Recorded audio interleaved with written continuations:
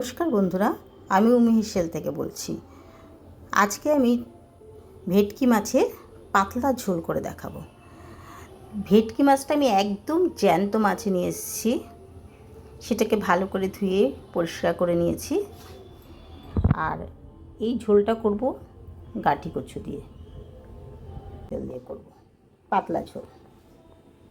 মাছটা আমি নুন হলুদ মাখিয়ে নেব, তার জন্য হলুদ নিয়ে নিলাম,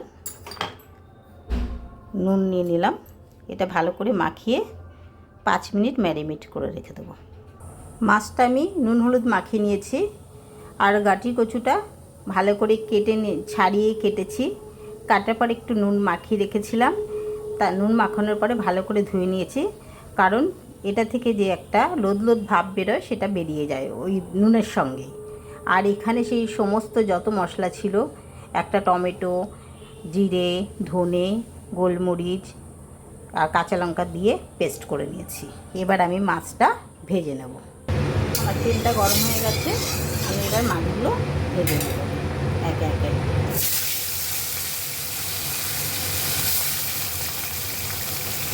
মাছটা উল্টে দেব। খুব বেশি ভাজার দরকার নেই, কেন এটা একদম জ্যান্ত মাছ, আর ঝোলটাও হবে পাতলা। মাছটা ভাজা হয়ে গেছে, মাছের তেলে আমি এই কচুগুলো ভেজে নেব।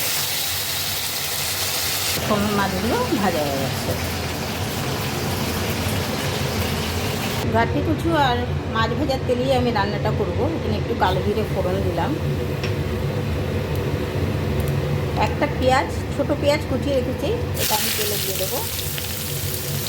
এবার এটা আমি লাল করে ভেজে নেব। পেঁয়াজটা আমার ভাজা হয়ে গেছে। এবার এই যে পেস্ট করা মশলাটা আমি এখানে দিয়ে দিলাম। ভিতরে 1 চামচ হলুদ দিলাম, স্বাদ অনুযায়ী নুন দিলাম, 1/2 চামচ কাশ্মীরি দিয়ে দিলাম। এবার এটাকে আমি ভালো করে কষাবো।